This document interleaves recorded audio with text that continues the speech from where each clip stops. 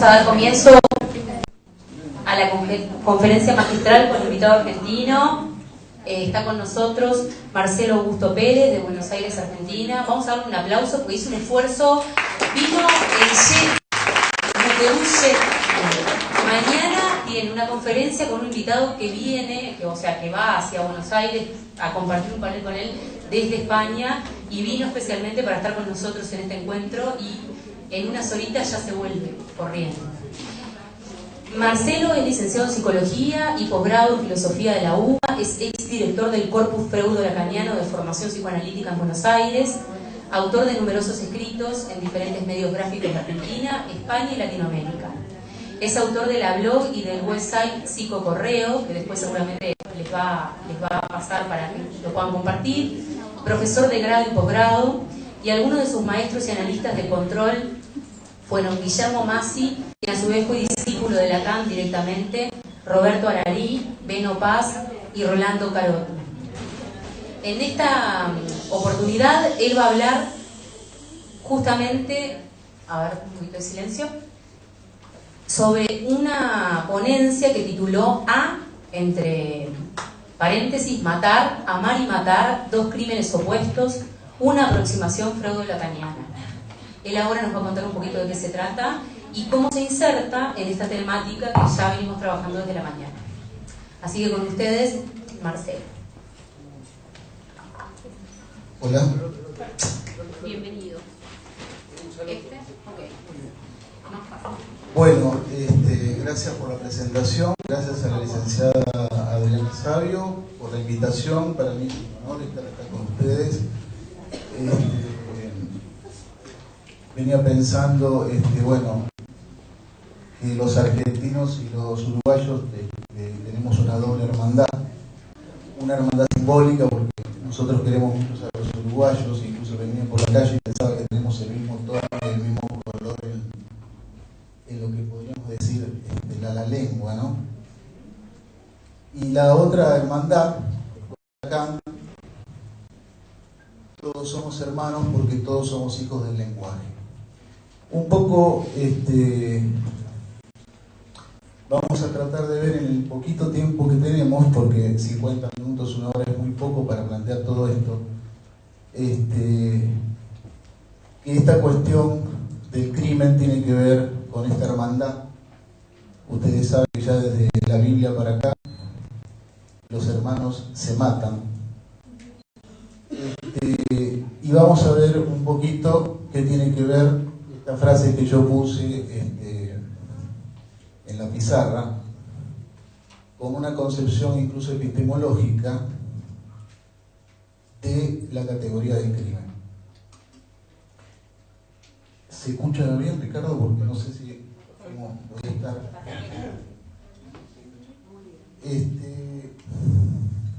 Por ahora, retomamos después.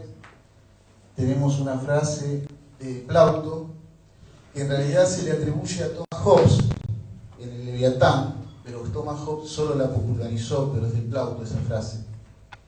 Esta frase Freud la va a citar en El malestar de la cultura y Lacan la va a citar en la cuarta sección del artículo conferencia que tiene, que se llama Introducción teórica a las funciones del psicoanálisis en criminología, que es la 13ª conferencia en lengua francesa que dio el 29 de mayo del 50. Y después anoté 3 términos en alemán de Manuel Kant y una frase de Rimbaud que dice yo es otro o yo es un otro, depende cómo la querramos traducir, que Lacan la va a tomar y yo también para versar hoy sobre esto ante ustedes. Lo primero que pensaba era cuál era el crimen del psicoanálisis. El crimen que tiene un autor que se llama Jacques Lacan.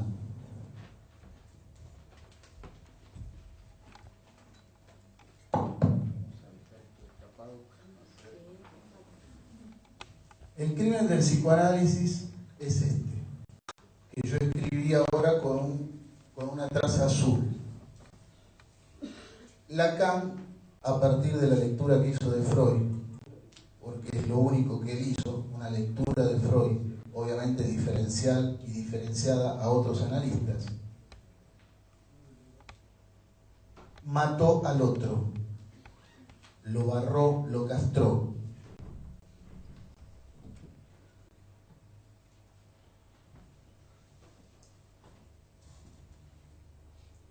Hay varias palabras en ese título. Ustedes saben que crimen vienen de, la mayoría de ustedes deben saber que crimen viene del latín. Hay una raíz indoeuropea, crimen, que quiere decir separar.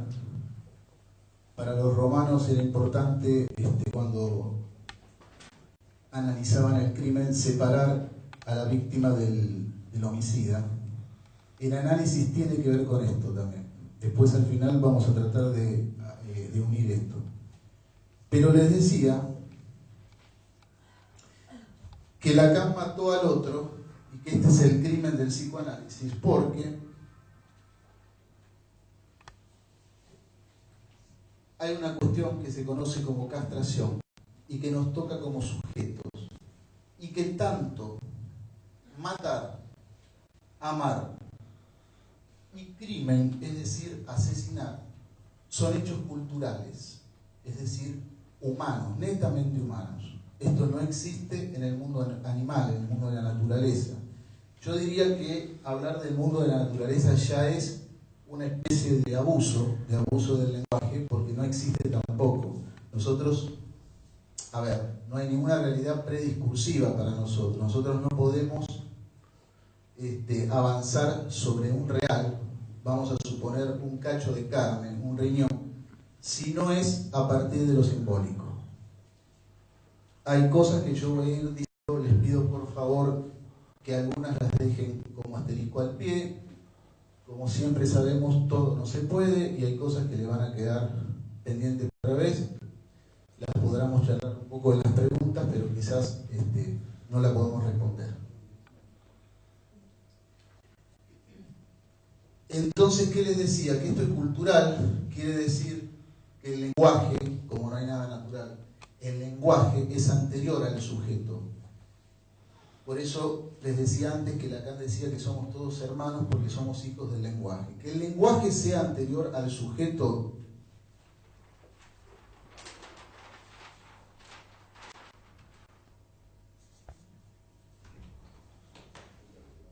quiere decir que primero está el otro, el que Freud y Lacan asesinaron, y después está el sujeto. Esto es un problema para el ser humano, porque tiene que ver con el deseo, tiene que ver con algo en el orden del goce, que Lacan toma de la jurisprudencia del derecho por el tema del usufructo en el seminario 20, que se llama aún. Lacan lo va a especificar muy bien. ¿Por qué digo que es un problema para el ser humano? Porque nosotros creemos que vamos, a la manera de Husserl o de Hegel, atrás de un tipo de deseo. Es decir, nosotros creemos que este es el tema. Me gusta tal una persona, de algo, un coche, cualquier cosa, y vamos atrás de eso. Y hasta cierto punto es cierto. El problema es que vamos atrás de esto. El objeto causa del deseo que está acá adentro está escondido. Yo siempre digo, nosotros nos vamos a calentar con este imaginario, que tenga mucha teta, que sea rubia, que sea morocha, que sea petizo, que sea alto, lo que sea. Pero el objeto causa de deseo es lo que está acá entre paréntesis. Y el problema, lo vuelvo a reiterar, es un problema, es que el sujeto es deseado. El deseo tiene a un sujeto, no es que nosotros tenemos un deseo, porque si no sería muy fácil. Y acá es donde Lacan se separa del conductivismo. Porque no es cuestión de decir no, esto no, porque nos toma, ¿se entiende? Esto es lo inconsciente, hay algo que nos toma. Es una pequeña introducción que estoy haciendo en base para que dé marco a la cuestión del título y de la criminología y del asesinato del psicoanálisis. Entonces habíamos dicho que primero está el lenguaje, que en términos imaginarios podríamos decir que es el otro imaginario, por ejemplo la madre o la persona de crianza. Y después está el sujeto, pero al principio, como ustedes ven, no lo pongo barrados. Esto es lo que se conoce como protosujeto o sujeto protopático, que para decirlo en criollo es el cacho de carne, es el real. Las experiencias han demostrado, antes de Freud incluso, que si a un niño, el sujeto es un prematuro biológico, a los 8 meses se mieliniza, se cierran las columnas de aire, etc. Pero si al sujeto se lo deja sin el cuidado y la palabra del otro, muere automáticamente. Esto se conoce como marasmo, hospitalismo. Hay muchísimas experiencias en torno a esto. No solo el cuidado, porque cuida una enfermera, y por eso se lo conoce como hospitalismo. Incluso hubo reyes de Francia que han hecho experiencias en este sentido. Es la palabra, lo voy a decir rápidamente y de entrada, el amor del otro. Si solamente se lo cuida, se le da todos los beneficios para una crianza biológica, el sujeto muere. Entonces, esto por supuesto ustedes saben que no ocurre en la vida animal. El lenguaje, porque para Jacques Lacan el A es el matema que simboliza el lenguaje, no es la madre.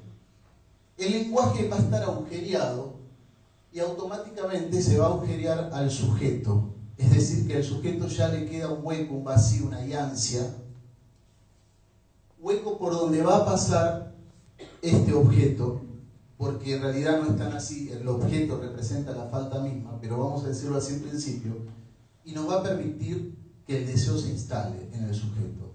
Nosotros no hablamos, voy a decirlo rápidamente, aunque asuste a veces, pero yo puedo contar varias experiencias si quieren. No hablamos, no cagamos, no hacemos pis, no cogemos, no hacemos absolutamente nada por naturaleza.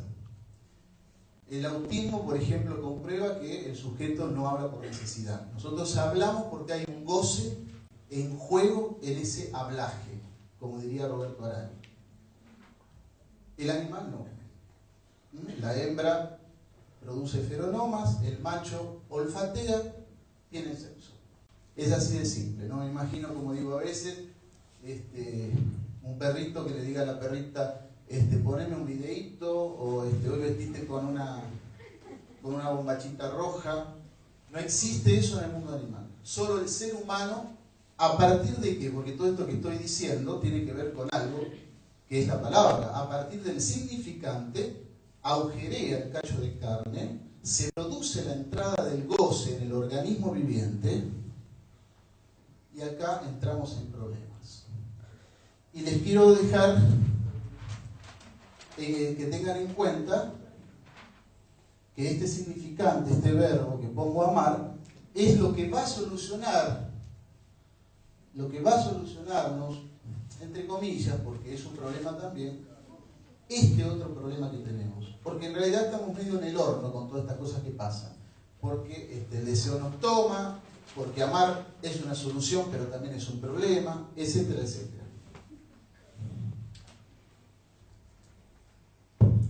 Entonces, fíjense, acá noté una frase que dice Lacan en el seminario 6 del 3 de junio del 59. Dice, no hay otro malestar en la cultura que el malestar del deseo.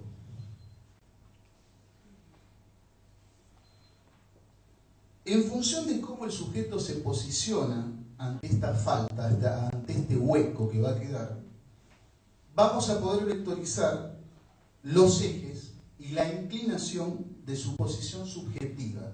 Es decir, que nosotros no vamos a hablar de cuadros o de nosografías psicopatológicas, sino de inclinación del deseo, o lo que se va a conocer como un avatar fálico, en lo que también se conoce como el complejo de castración. Voy a retomar esto en breves minutos, pero les pido que tengan un poco de paciencia para que después se les unan todos estos conceptos. ¿Para qué exista el maridaje entre el cacho de carne y el lenguaje, es decir, el casamiento, primero es necesario que el lenguaje se agujeree, como dijimos antes, y que algo penetre. Por eso hablamos de cópula entre el lenguaje y el sujeto. Aunque ustedes no lo crean, la que penetra acá es la mujer. Esto que se penetra, que Lacan le va a colocar un matema y le va a decir que es el falo. Los chicos y los egresados de psicología mínimamente tienen que conocer qué es el deseo de la madre. El deseo de la madre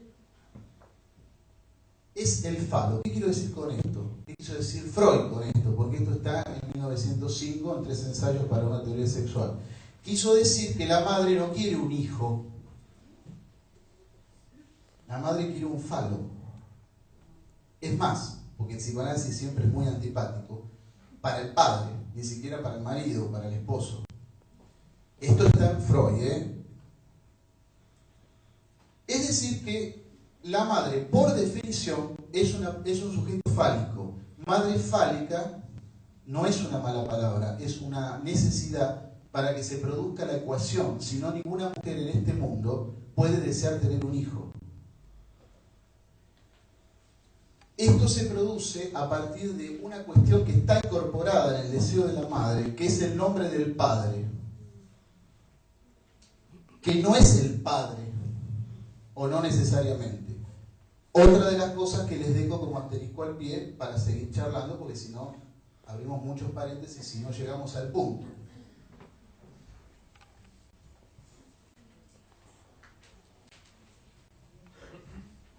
Esta operación de atravesamiento fálico, que en el seminario 4, las relaciones de objeto, Lacan la bautiza sin previo aviso como la entrada del Espíritu Santo,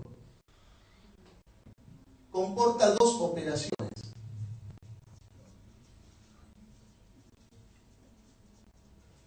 Yo escribo términos en alemán porque escribo en términos de Freud. La Bejahung y la Stossung. La Bejahung es la incorporación del falo y la Stossung es la expulsión del objeto. Es decir, que cuando se produce el maridaje, y esto queda barrado vía el atravesamiento fálico, hay una pérdida que es la que les decía antes y que Lacan bautiza como objeto pequeño a, que cae. ¿Por qué les decía antes que este es el nombre de la pérdida? Es decir, esto es sinónimo de pérdida. Porque se pierde. No está más, se va para siempre. El ejemplo que podríamos tomar es la placenta, que Lacan bautiza como órgano amboceptor, porque ¿de quién es la placenta? ¿De la madre o del hijo? De ninguno y de los dos. Y se pierde, y se tiene que perder, porque si no se pierde, no pasa nada. No nace el hijo o se muere la madre. Entonces, este objeto que se pierde, tendríamos que decir que es este agujero así, sin la letra, ni siquiera sin la letra en el medio, y tendríamos que pensarlo como un agujero donde la pulsión va a ser sutur. Es decir, que tanto la pulsión, que no tiene nada que ver con el instinto, como el deseo, son cuestiones culturales que la dona el otro. Nada de natural. Una vez una colega en un mail me decía, ¿por qué no sé, decía que era analista, el deseo natural de la madre? ¿Qué deseo natural? No existe el deseo natural, y menos de la madre. Para que se produzca esta ecuación fálica es necesario muchas cosas. Por ejemplo, que la madre tenga al padre muerto en su Edipo. Es necesario que se produzcan muchos mecanismos para que una mujer desee un hijo.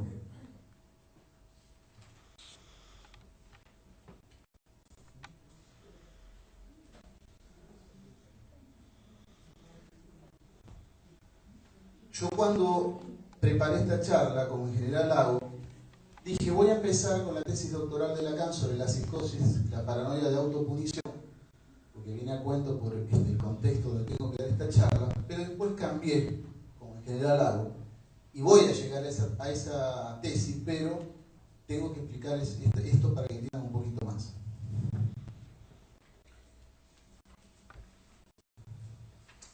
Lo asocio, me había olvidado, porque el infance en francés es el que no habla, en principio, va a decir Lacan, es un sujeto, está sujetado, es un objeto del otro. Lo asocié por el tema de la tesis de Lacan, porque todos somos psicóticos de entrada. Perdón,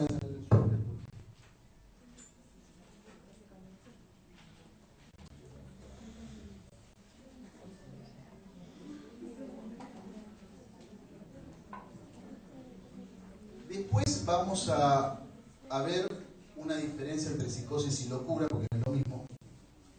Pero en este sentido, sí, todos somos psicóticos porque todos somos objetos del otro.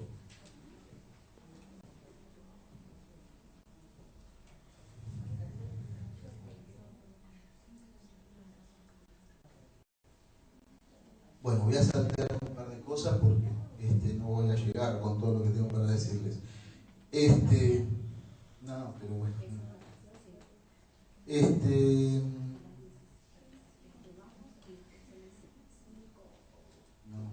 No, hasta las 16:30 no puedo correr. Ah, no me asuste. Sí, no me asuste porque todavía no empecé. Está bien. Estamos a partir de Bárbaro.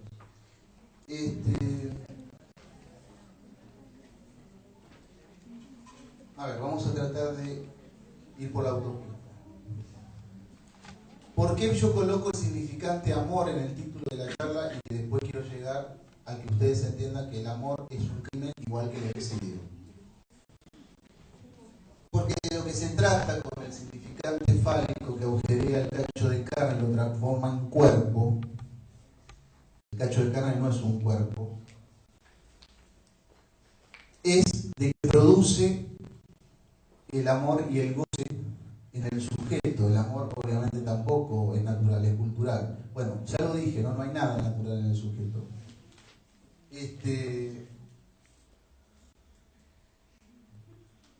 El problema con el amor es que es engañoso. Lacan decía, si ustedes quieren encontrar un dispositivo, un ámbito de engaño privilegiado, lo van a encontrar en el amor.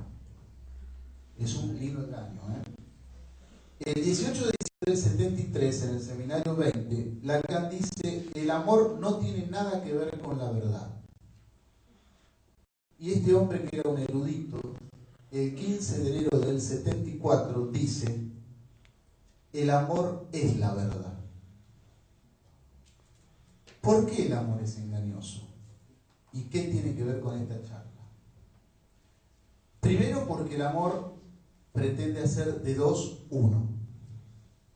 Y eso es un gran engaño en el que todos estamos o queremos estar sumergidos, ¿no? Como digo siempre, el amor es una enfermedad que todos nos queremos contagiar. ¿Por qué es imposible? Por partir de esta pérdida, Lacan, en el seminario 11, va a inventar el mito de la laminilla y va a jugar con la palabra omelette, que la va a escribir así.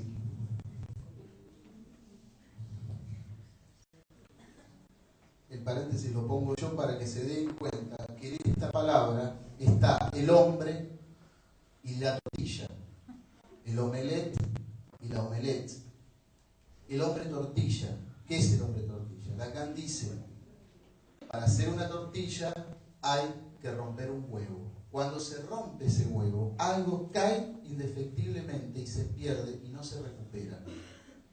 Ese mito que Lacan nombra como de la laminilla se contrapone al mito platónico del banquete de Aristófanes de la complementariedad de la media naranja que todos conocemos y que, como decía Isidoro Beck, a lo sumo vamos a encontrar un cuarto de mandarina. Entonces, no hay complementariedad en el sujeto. Lacan dice varias veces, ojo de hablar de complementariedad, es suplementariedad. Se busca lo suplementario, lo que se fue, lo que se perdió, no lo que nos complementa. Por eso yo les había dicho antes que acá está el problema.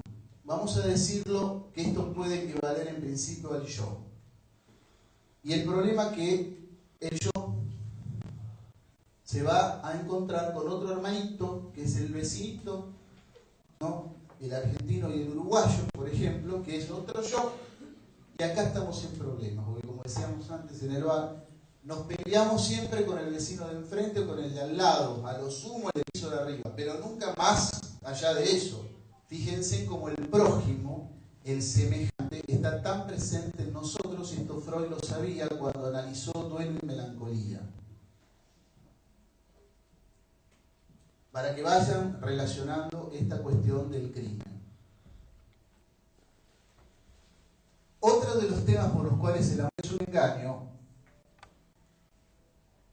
es que amar no quiere más que ser amado. Cuando decimos te amo, lo que queremos escuchar es te amo. Ni siquiera yo también.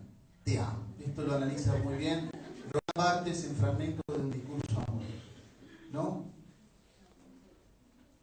Como ustedes se darán cuenta, lo que está siempre en el eje de todo es nuestro narcisismo de todos los días. Dice Lacan en el seminario 11, el terreno en el discurso, el terreno del engaño,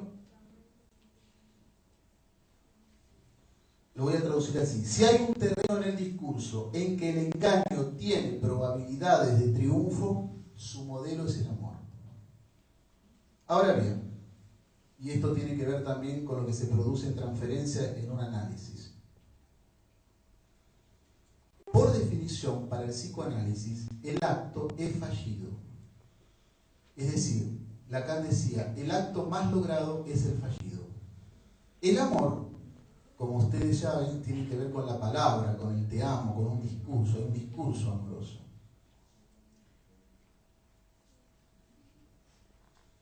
Esta es otra de las cuestiones por lo cual es un engaño, porque si la palabra es fallida por definición y nosotros hablamos porque hay un goce en juego, no hablamos para comunicarnos ni mucho menos, les repito, el autista no necesita comunicarse con nadie.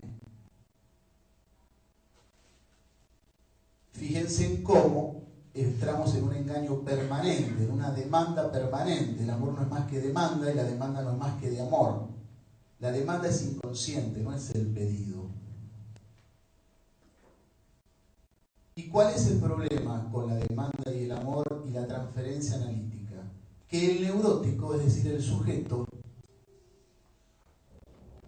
His Majesty the Baby, como decía Freud en uno de sus textos principales, busca reintegrar esto que perdió, busca reintegrar su producto, porque este objeto pequeño A es mitad del sujeto y mitad del otro, y este es el problema.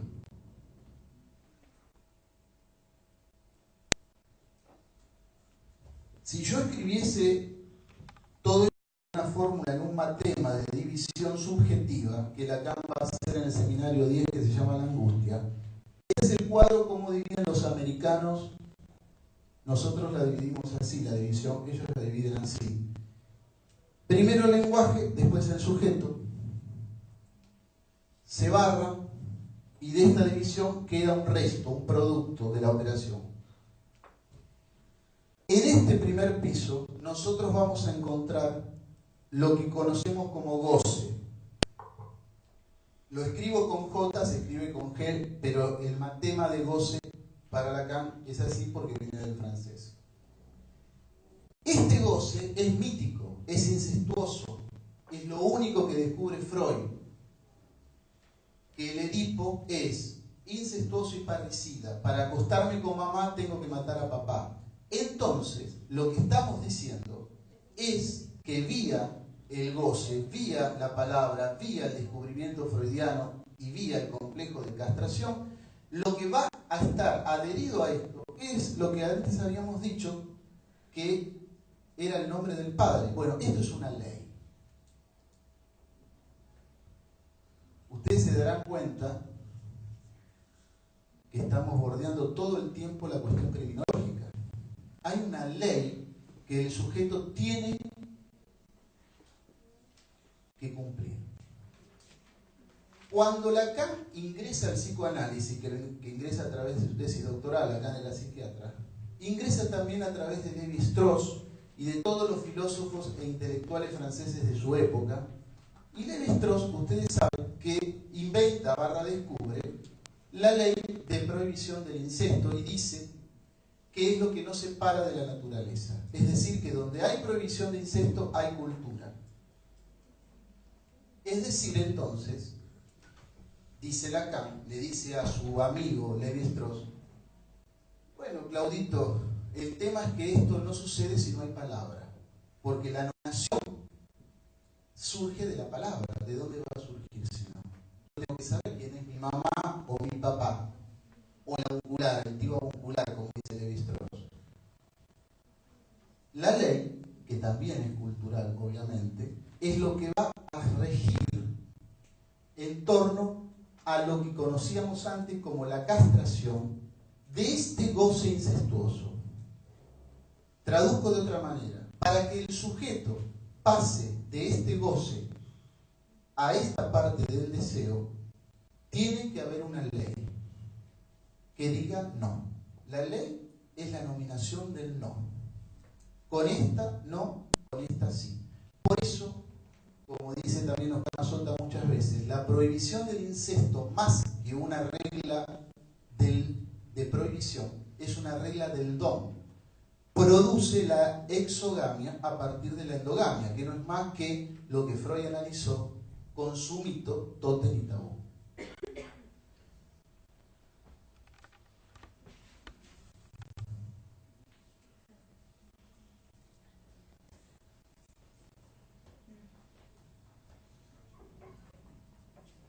El amor es un acto fallido, es un crimen fallido. El suicidio o el homicidio es un crimen logrado. Solo que el homicidio no es más que un suicidio proyectado, y esta es la tesis doctoral de Lacan. Por eso escribí una cita de Rimbaud, yo es otro.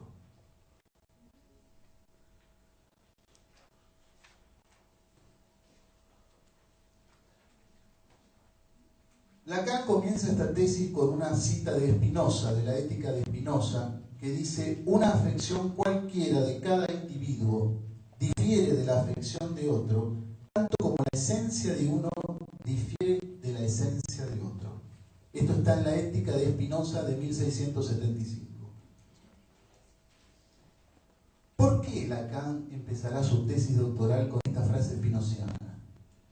Porque esto es lo que nos diferencia de los psicoanalistas, de los psiquiatras, por ejemplo. De los psiquiatras que no son psicoanalistas, me refiero, ¿no? O de la medicina, del discurso médico.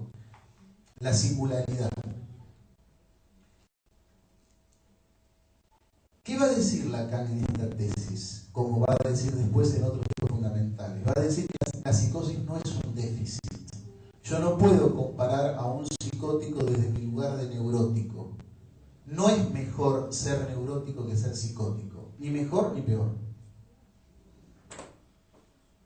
Y tenemos que diferenciar la psicosis de locura. Yo les aclaro que les estoy dando esto en términos hiper, super, ultra, plus, atómicos. Porque esto, yo puedo hablar 3 horas de esta diferenciación, pero tengo que ser rápido. La locura es un adjetivo, es un acto que denota insensatez, y que Lacan va a tomar específicamente de Hegel, del delirio de infatuación. Para Lacan la única enfermedad es el delirio de infatuación, si es que la enfermedad existe. ¿Qué quiere decir que la única enfermedad para Lacan sea la infatuación, que sea la locura de infatuación, como dice Hegel? Que la única enfermedad que tenemos los sujetos se llama yo. Que todo empieza y termina en el narcisismo, y que esto es lo que toca un analista en el análisis, el narcisismo del sujeto. Ustedes ya estarán pensando, entonces se mata por narcisismo. Exactamente. igual por lo que igual se ama. Se ama por narcisismo y se mata por narcisismo. Entonces les decía que la locura tiene que ver con una insensatez. La psicosis no. La psicosis es pura lógica, porque Lacan, aparte de poeta, era lógico. La psicosis es pura lógica. Hay una lógica en juego en una estructura neurótica, perversa o psicótica. La psicosis es transfenoménica, la locura es fenoménica. Yo en este momento, si rompo esta mesa en este momento y rompo todos los vidrios de acá, ustedes vía el fenómeno van a escuchar y van a ver un fenómeno, van a decir, qué loco, pero no van a poder decir todavía si soy psicótico, porque la locura se ve y la psicosis se escucha. Es más, la psicosis se escucha aún aunque no esté desencadenada, porque de hecho, y esto es lo más difícil, en general la psicosis que nos llega al consultorio es una prepsicosis, no es la psicosis desencadenada. Locuras hay muchas. Enamorarse es una locura.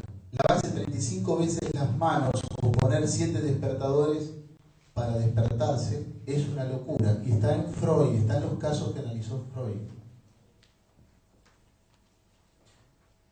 Pacientes que se masturban 7 veces por día, que yo no los tuve que derivar también a algún psiquiatra para que lo medique un poco, porque obviamente o se fuman 20 porros por semana, no se puede trabajar así. Eso es una locura, pero eso no es una psicosis.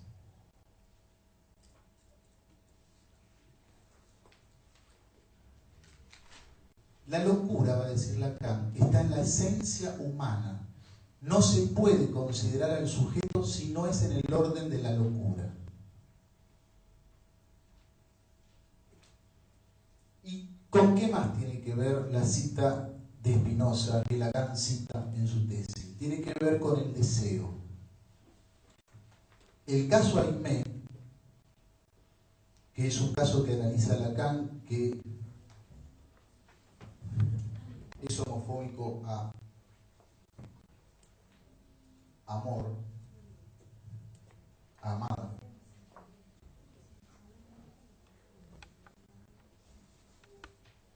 Ahí va a analizar que Aimé realiza su acto criminal para hacerse castigar. Y con esto introduzco también la cuestión del super-yo y de la culpa, es decir, de la ley. No vamos a descubrir ahora que las cárceles están repletas de gente que busca la ley, no que le escapa a la ley.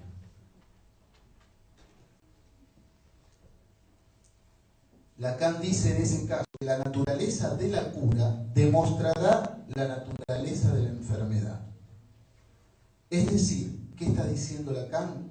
Que ser castigada produce la curación. Y de hecho así fue con este caso que Lacan fue a buscar. Ser castigada produce la curación. ¿Qué quiere decir ser castigada? Atarse a la ley. Cuando un sujeto no se ata a la ley, voy a adelantar, voy a tirar esta baraja ya de entrada porque nos corre el tiempo, digamos. Atarse a la ley quiere decir castrarse. Cuando el sujeto no se castra, no se ata a la ley lo ata y tiene que pagar las consecuencias legales, porque la ley escrita fue hecha, fue inventada por la civilización por una cuestión de nuestro soberano narcisismo. ¿Qué más dice Lacan acá? Dice que la producción del delirio es directamente proporcional a la producción artística.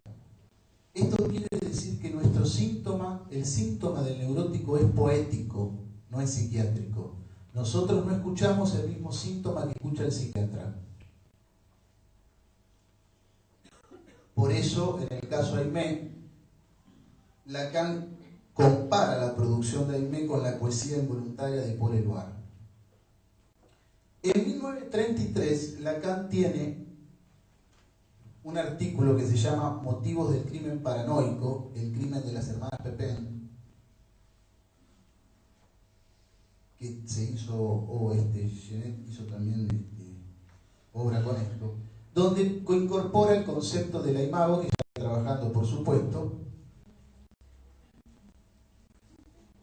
El sujeto está capturado por el imaginario, así como está capturado por un deseo, y introduce el concepto de identificación, que constituye la construcción del yo. El yo no es algo natural que nos viene dado desde el origen, lo tenemos que construir.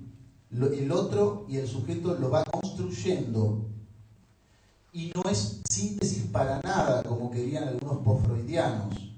Justamente analizar es lo contrario de sintetizar. El yo no sintetiza nada, el yo se forma por cadenas o capas de cebolla de identificaciones durante toda la vida del sujeto. Hablar del yo como una cuestión de síntesis es igual que hablar de una evolución y decir, después de la etapa oral viene la anal, viene la fálica y viene la genital y ya está, se constituyó el sujeto. Esa es la mentira número uno por la cual peleó Lacan, porque si hubiera una evolución genital, no hubiera neurosis. Si nosotros creyéramos en la psicología evolutiva, no podemos creer en la neurosis. La neurosis quiere decir que el sujeto que yo tengo en el diván, aunque tenga 60 años, tiene 4 años. Siempre es un niño, 4 o 5 años. Todavía no pudo cerrar, comillas, porque nadie lo cierra, el complejo de castración. Está en la segunda etapa de su Edipo. Entonces, ¿cómo vamos a creer en la psicología evolutiva y en la cuestión de la genitalidad? Esto es como pensar que si yo nazco con un pito soy varón y si no soy mujer. Es lo mismo. Oscar Mazota decía, la sexualidad es un punto de llegada, no de partida.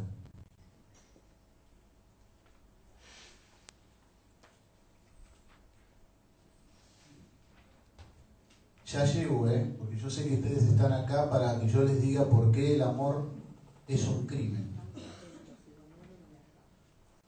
¿Se portan bien? Yo te... No se portan bien.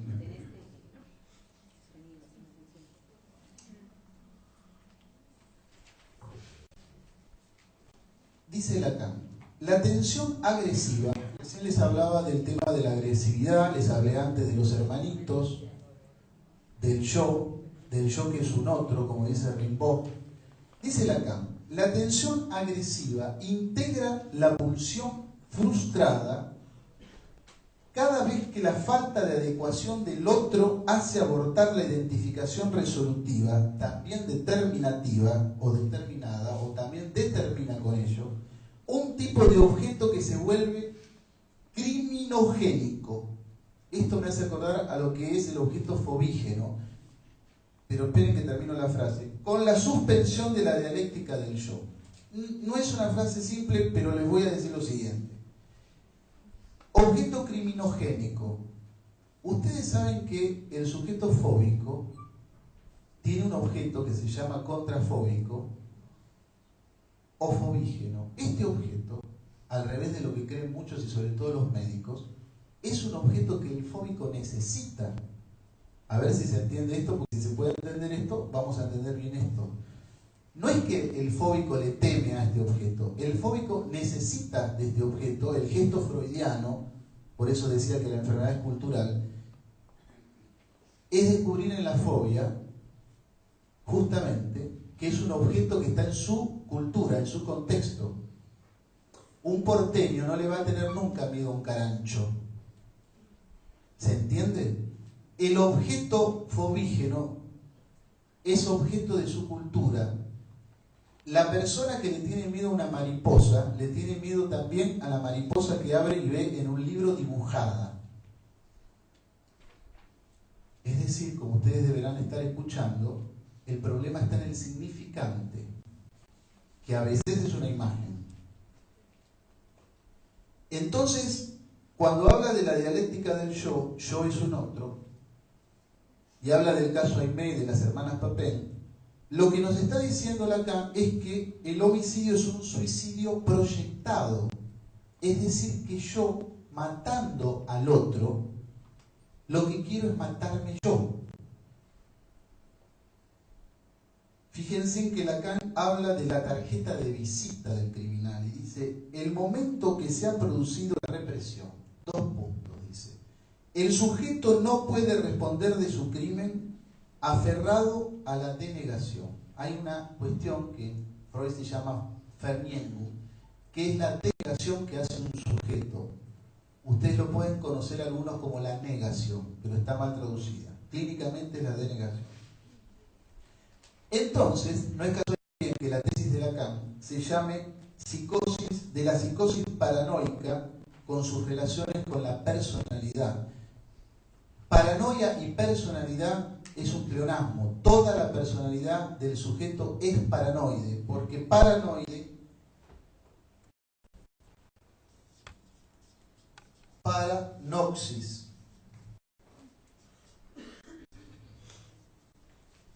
Es decir, que al sujeto todo conocimiento le viene de afuera. Por lo tanto, toda personalidad es paranoide.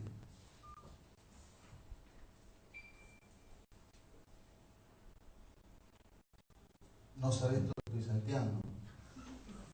Si ellos entienden el 10%, los felicito.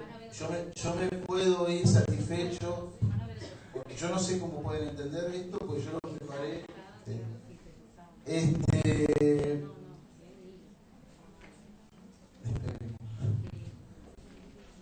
Voy a la cuestión. Fíjense lo que decía Freud en uno de los artículos sobre guerra. Decía, el enemigo es interno. ¿Qué quiere decir? A ver, ¿qué quiere decir esto? Todo esto. Quiere decir que la agresividad es una tensión estructural del sujeto, y esto se ve bien en la clínica, entre el analista y el analizante, que es estructural, que por eso decíamos, quiero matar a mi vecino o al de arriba, pero no nunca al que vive 10 cuadras para allá. Los odios, los amores están siempre juntitos, están siempre con el vecino. No están, nuestro prójimo no es el que vive, ¿no? Por eso los países que más se pelean son los países limítrofes.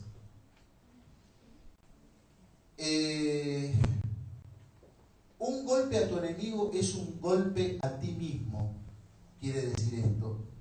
Les voy a dar este ejemplo que a veces grafico en las clases de esta cuestión, porque estoy, repito y les pido disculpas otra vez, resumiendo toda la introducción al narcisismo de Freud, que yo a veces lo doy en 6 meses, en 5 minutos. Es una bestialidad lo que ustedes tienen que soportar hoy.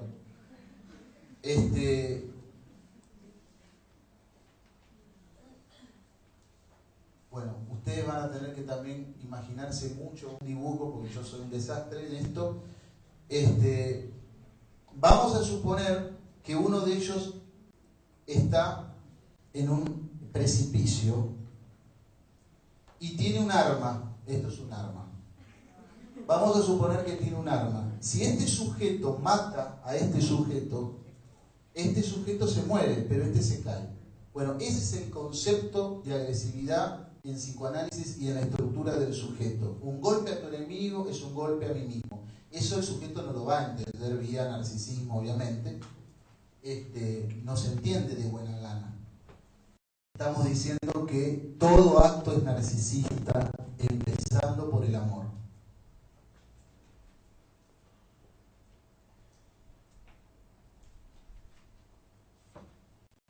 Decir más o menos cuando me queda para ver qué hago.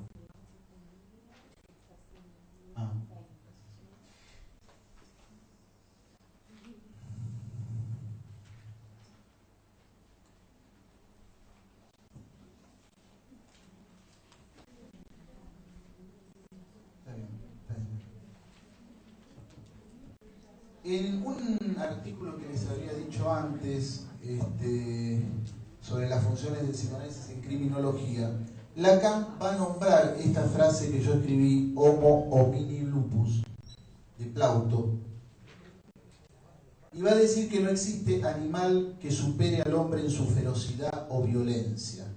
En realidad no es que no existe animal que supere al hombre en su ferocidad o violencia.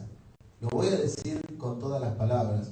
No existe la ferocidad ni la violencia en el reino animal. Esos son significantes humanos. El animal no mata por violencia, que para nosotros sea violento. Bueno, también si entra una rata también nos va a parecer violenta, aunque no haga nada.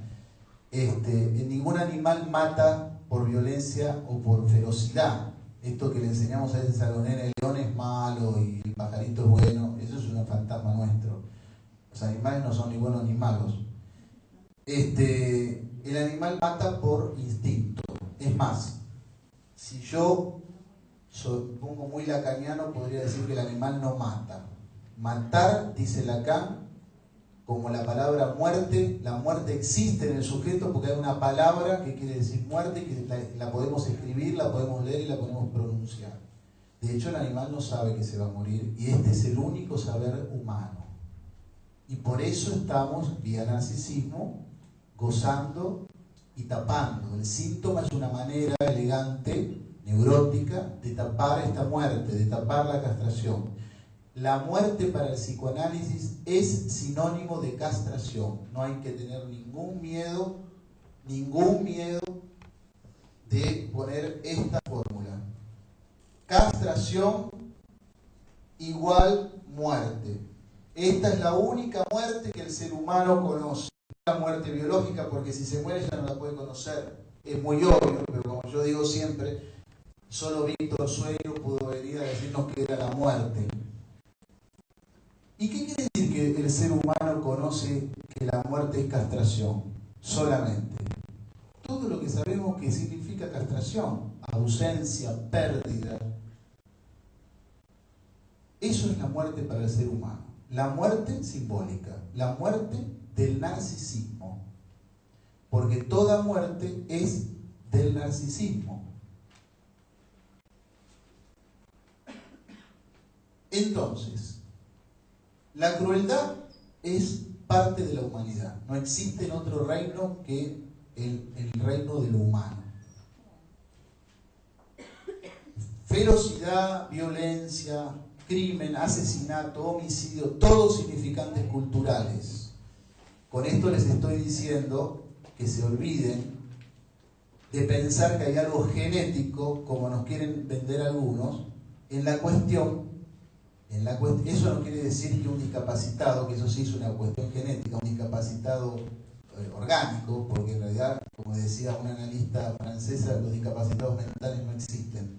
Pero eso no quiere decir que un discapacitado mate, ¿no? No estoy diciendo eso. Digo que el crimen, como el amor, no tiene nada que ver con los genes, porque no sé si ustedes saben que se están descubriendo genes para todo absolutamente, el gen del amor, el gen del homicidio, tenemos ya genes para todo. Yo lo digo medio así en risa, pero es un problema político ideológico porque no es casualidad en los países que se investigan estas cuestiones, de decir que hay un gen del criminal, por ejemplo, de raza negra. Al racismo ustedes saben que hay un solo paso. Entonces, estas cosas son propias del ser humano. ¿Y qué es lo más propio del ser humano aparte del narcisismo? La pulsión, que es un concepto freudiano que no tiene nada que ver con el instinto, y por eso no se puede traducir como instinct. O mejor dicho, instinct no se puede traducir como pulsión, porque en alemán está la palabra y significa instinto, pero está más traducida por una serie de traductores de Freud. Y Freud para pulsión utilizó Trier.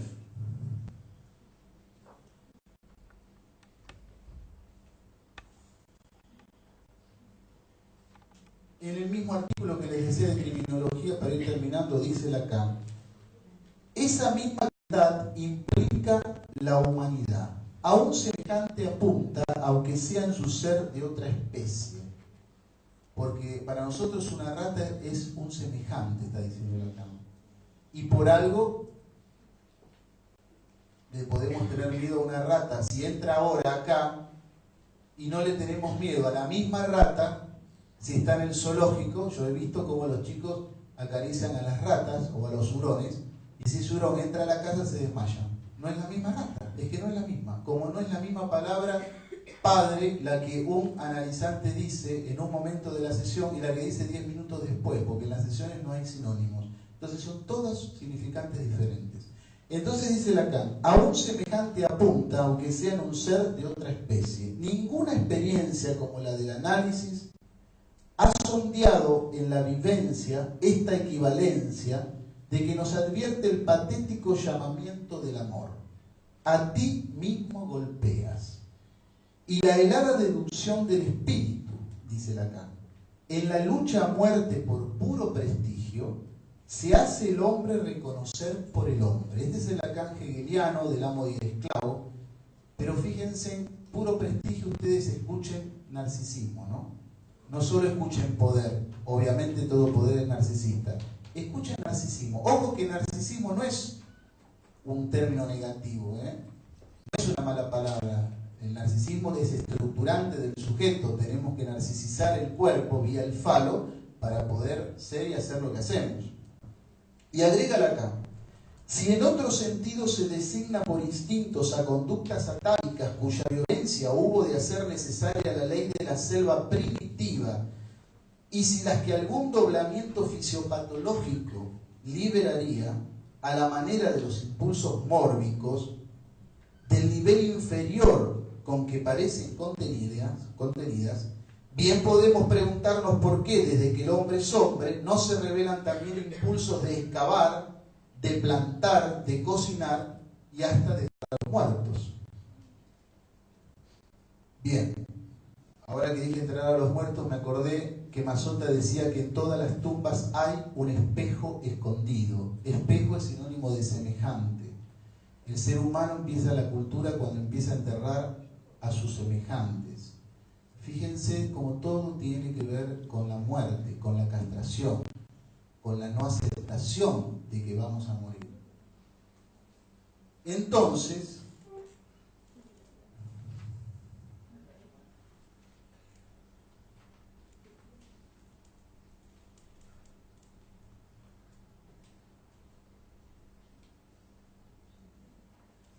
de la locura me faltó decir muchas cosas, estoy viendo cosas de Foucault y bueno, voy a hacer un esfuerzo. Ya que Montevideo es tan feo.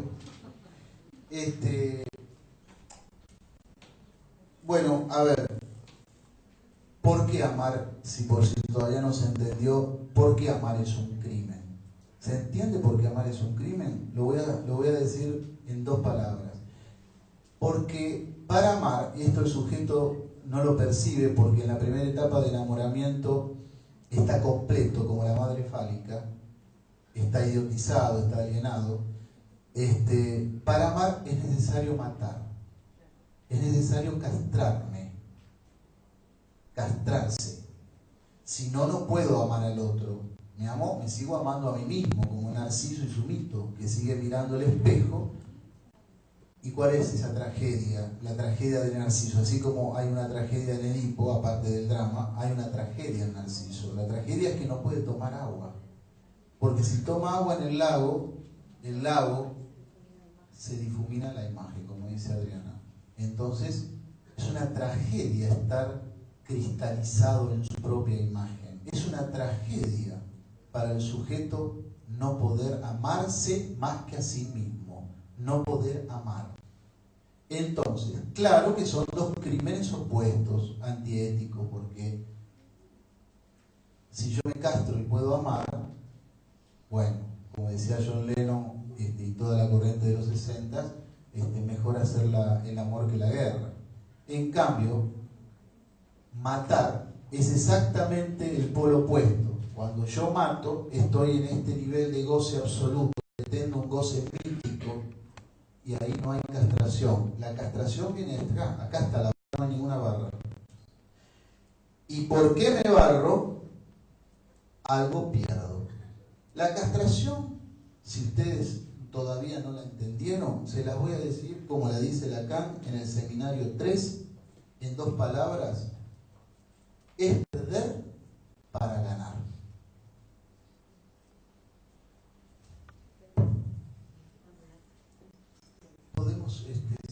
algunos porque si no, les pido otra vez disculpa porque yo sé que esto es un tema muy complejo para decirlo en 40 minutos. Vamos a dar un aplauso al profesor. Es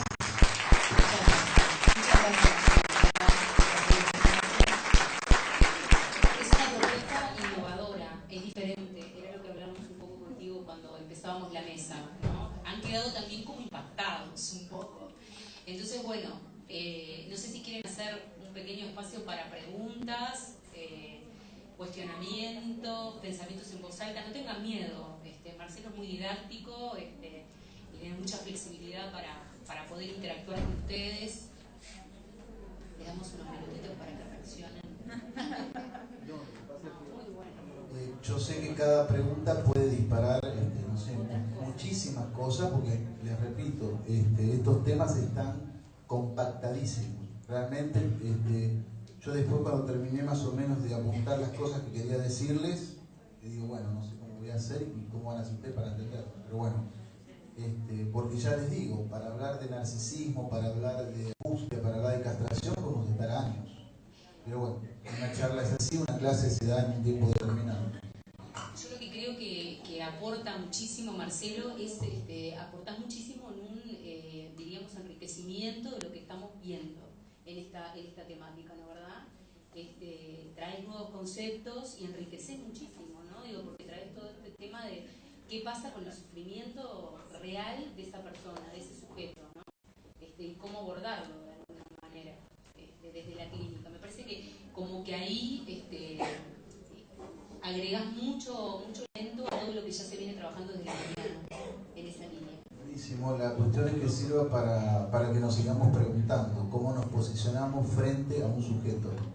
Adelante, ahí tenés una pregunta. Capaz que allá también, ¿no? Pero si el homicidio es una proyección del suicidio, ¿a qué se refiere bien con eso? O sea, pues lo que vos proyectás en realidad es...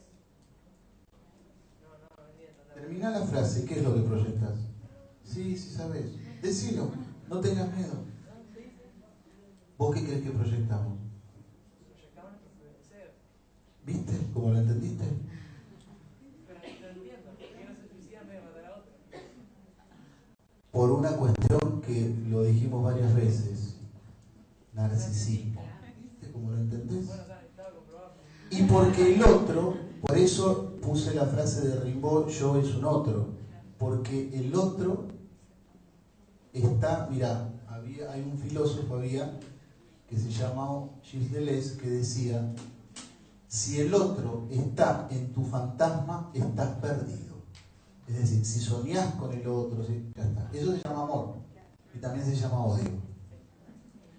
Los crímenes pasionales, que son los grandes crímenes que tocan más al narcisismo, pero el que mata igual por narcisismo, o sea, aunque sea un crimen programado, vos fíjate que siempre son cara a cara, con puñales, con cosas, nunca son a distancia. ¿No? El amor y el odio son dos caras de la misma moneda. No me digas. Una pregunta. Vos decías que amar y matar es un crimen. Ahora, dentro de las tres estructuras que plantea Lacan, no todas las estructuras, o sea, un neurótico mata, ¿por qué mata? Gracias por preguntar eso. Sí. Esto es algo que la otra vez cuando mensajeamos con Adriana para que me invitaba a la charla, justamente le decía, a mí lo que me gustaría que a ustedes les quede claro, que ningún sujeto está exento de ser un criminal, porque ninguno de nosotros está exento de amar. Aunque algunos se resistan, algún día van a caer, no tengan miedo. Entonces, sí, no, porque yo tengo analizante que no, y caen, y por suerte, porque a mí me dicen sos un analista romántico, yo apuesto al amor, realmente, me parece una cosa maravillosa, pero bueno, los sujetos les da vergüenza de llevar un ramo de flores, lo que sea. Bueno, todos los sujetos tienen la gran capacidad de amar y de matar, todos. Lo que pasa, si vamos a ponernos en términos psicopatológicos y de estructura, es que Obviamente, no por el hecho cuantitativo o el hecho de la gravedad del crimen, porque todo crimen es igual, en última instancia. Mato una persona, mato 40, no es igual para la sociedad, ni para la justicia, ni para el derecho. ¿Pero el neurótico en el imaginario que mata? No. El neurótico puede matar, por eso diferenciamos psicosis de locura. Los crímenes pasionales en realidad son crímenes neuróticos. Igual que pensar, acá está el tema de la complementariedad versus la suplementariedad. Nosotros como neuróticos tenemos el fantasma de que hay un complemento entre el sadismo y el masoquismo. Eso es una gran mentira de la psicología o de algunos post-freudianos.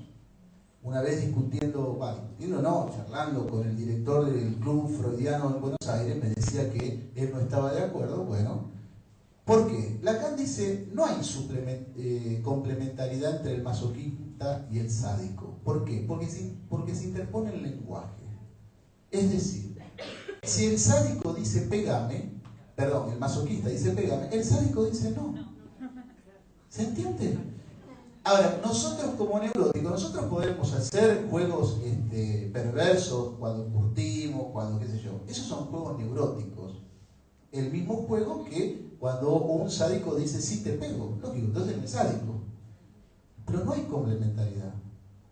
Estoy medio, no sé por qué lo estoy asociando con algo que dijiste, pero el neurótico de hecho, exactamente. No solamente una muerte simbólica, sino... No muerte simbólica. Muerte de la realidad, exactamente. Sí, perfectamente. Allá había una pregunta. A ver, ¿se repitió? Sobre el objeto criminogénico. Sí. ¿Podrías desarrollar un cachito más de ese concepto? Decime, a ver, especificame más la pregunta, porque más de lo que desarrollé en poquito tiempo no... Porque dijiste, es similar al objeto fomígeno. Y el objeto fomígeno podemos entender. Si podías desarrollar con un ejemplo. Comentar el tema del contexto, que también lo trabajaste. Increíble. No sé si voy a contestar a tu pregunta, pero me acordé de un ejemplo. En Necochea, en Argentina, hace un par de años, yo lo posteé en la blog, hice una especie de análisis, de breve análisis de ese caso. Creo que fue en Necochea, sí, creo que fue, porque en esos meses ocurrieron un par de crímenes así. Mataron a un chico, no me acuerdo si tenía 10 años, y el juez, creo que no le cabe ninguna duda de que el que lo mató fue... No, el primo, o iba a decir el hermano, creo que el primo. Ahora, por esto del objeto, ¿no?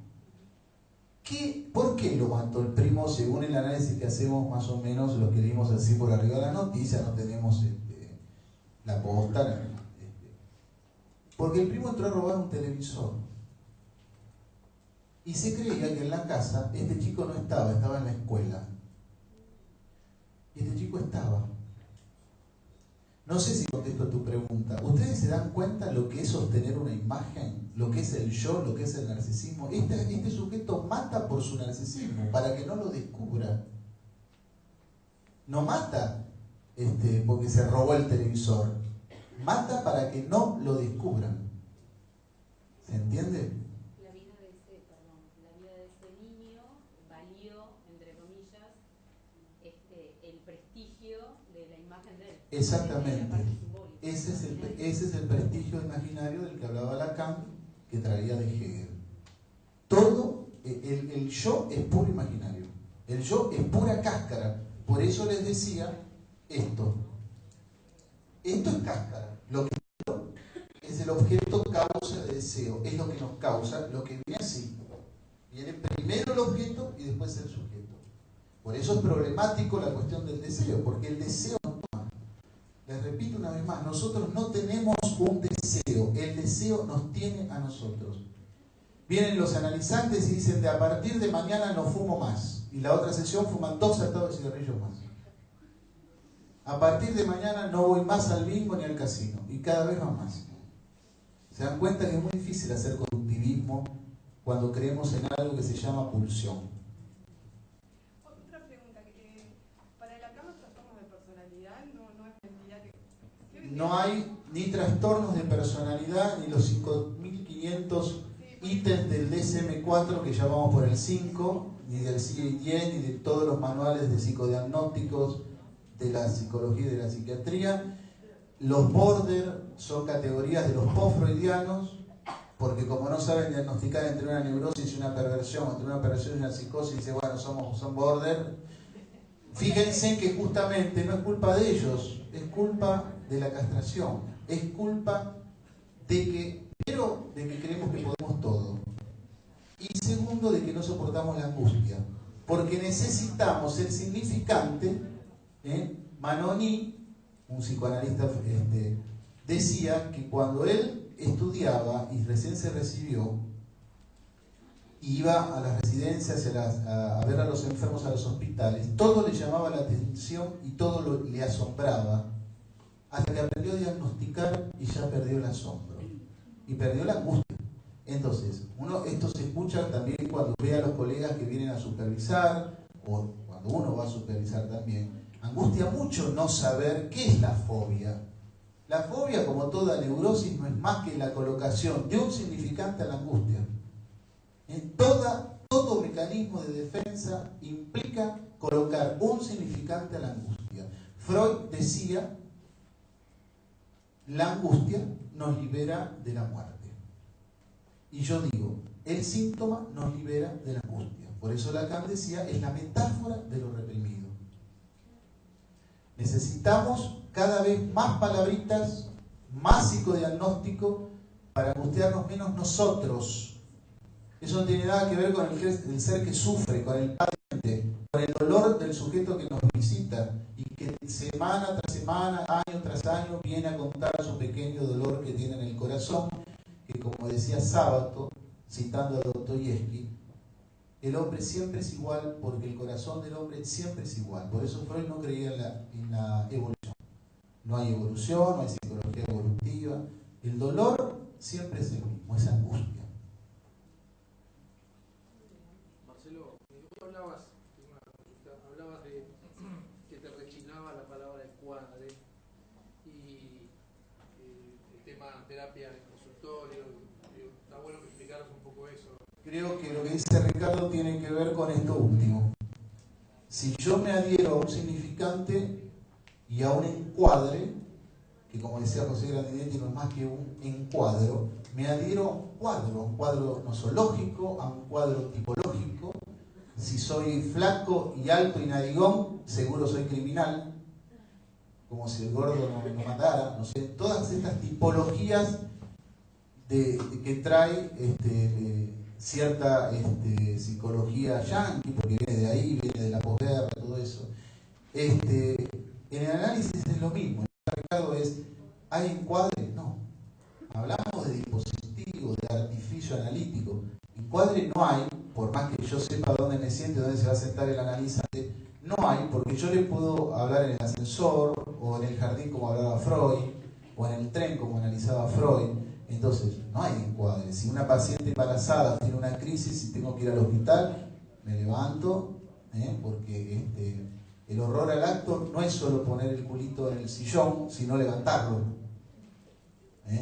Es un tema, esto que Lacan definió como el horror al acto, que tiene el analista. Todas estas cuestiones, si le doy la mano al paciente o le doy un beso, son todas cuestiones defensivas del analista. Por eso Lacan no creyó en la contratransferencia. La contratransferencia le responde con algo que él bautizó como el deseo del analista, que es un deseo puro, por decirlo así, sin fantasma. Lo digo por decirlo así porque no hay analista que no funcione, no hay sujeto que no funcione sin fantasma, pero el deseo del analista quiere decir que la contratransferencia es contra la transferencia, es decir, que la culpa no la tiene el analizante, sino, ¿para qué te paga? Como cuando vienen los colegas y dicen, sí, pero falta, o falta que te diga que tiene inconsciente, lógico. Por eso es un neurótico, porque la resistencia es correlativa al psicoanálisis. No hay psicoanálisis sin resistencia. Cuando Freud analiza la transferencia, estudia la transferencia, la estudia a partir del obstáculo que le ocasiona en el trabajo, como todo lo que analizó Freud, porque Freud y Lacan fueron de la clínica a la teoría, no fueron de la teoría a la clínica. Entonces, no hay transferencia sin resistencia, lógico. Es decir, como dijo acá la colega que lo descubre hoy, que no hay amor sin odio. Podemos hacer una pregunta más, porque estamos bastante agotados de tiempo y ahora después, cuando demos el cierre de este panel, voy a explicarle cómo vamos a intercambiar las mesas, ¿está? Por el tema de los expositores. Van a seguir siendo lo mismo, pero bueno, adelante. Medio pregunta vos. ¿Por dónde le viene la cura entonces en el análisis?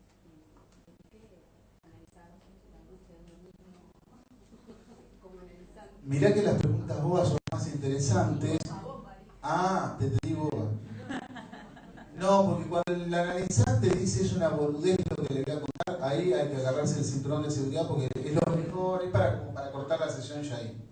No, por eso te digo, ¿dónde le viene la cura en el sentido general lo preguntás o en el caso de del crimen y todo eso? ¿En qué sentido me lo preguntás? ¿En general? En general. Bueno, acá esto es otro tema que podemos hablar años. Freud tiene un artículo que se llama Análisis terminable e interminable, y de todo esto se han hecho congresos múltiples, si el análisis es terminable, si es interminable. La cura no se puede, primero, acá decía la cura es por añadidura. Hay que ver a qué llamamos cura, porque para nosotros, o por lo menos para mí, porque voy a hablar por mí, la enfermedad no existe, por lo tanto tampoco existe la cura. Lo inconsciente no se puede prevenir, tampoco existe la prevención, la estructura no se puede prevenir. Yo no puedo decirte ahora dentro de 5 minutos voy a hacer un fallido. Ahora, vamos a decir, por decirlo así rápidamente, que la cura viene por añadidura, que es lo que decía Lacan, quiere decir que el paciente puede venir porque no puede dar la última materia, o porque se quiere divorciar, o porque quiere cambiar de trabajo, pero después con el correr del tiempo, y no mucho tiempo, quizás se da cuenta que no viene por eso, que está por otra cosa, y entonces hay que ver qué es lo que quiere.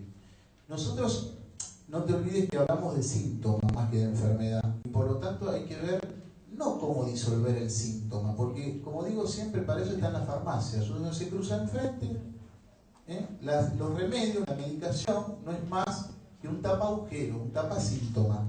Por eso nosotros al delirio no lo queremos tapar, porque el delirio, lejos de ser, como diría Lacan, una ofensa a la libertad, dice Lacan, es lo que estabiliza la psicosis. Al psicótico lo estabiliza el síntoma de él, que se llama delirio. El síntoma del neurótico se llama síntoma. Entonces, nosotros no tapamos el síntoma. Todo lo contrario, lo queremos hacer explotar y queremos hacer que el sujeto se haga cargo de ese síntoma, de ese goce, porque en todo síntoma hay una parte de goce y una parte de deseo. Y el problema, con la metáfora paterna, el nombre del padre y la ley, que les decía antes, es que ningún sujeto cambia un goce si no es por otro. Ningún sujeto. Porque el narcisismo y la castración quiere decir eso, más por menos o perder para ganar. Por lo tanto, yo no cambio ningún goce si vos no me das otro goce a cambio. Por eso es absurdo totalmente decirle a un adicto o a un compulsivo con el cigarrillo, con el casino, con lo que sea, deja, no vayas más, no fumes más. Eso es una estupidez total, no sirve para nada. Vamos a dar cierre a este panel, vamos a dar un aplauso grande al profesor, excelente. Convocamos públicamente para que vuelvas. Y seguramente que la próxima vez para algunos talleres, capaz. Con mucho gusto, Adrián. Bueno, Gracias a ustedes. buenísimo. Gracias. Unos segunditos y ya en unos minutos conformamos el próximo panel. ¿El material, él trajo algo que nos quede? Hay grabación digital y estamos filmando. ¿De acuerdo? Así que vamos a hacer lo posible, mañana les avisamos y eso se va a distribuir. ¿Tá? O sea que van a tener acceso al material del profesor. ¿Tá? Bueno, gracias. Unos segundos y les cuento algo con respecto a los horarios. Vamos a tratar de hacer lo imposible para terminar en los mismos tiempos, por supuesto, saben que estamos atrasados, pero ahora el próximo panel lo vamos a cambiar, vamos a tener el panel con Carvata y después va a venir el panel de diversidad. ¿De acuerdo?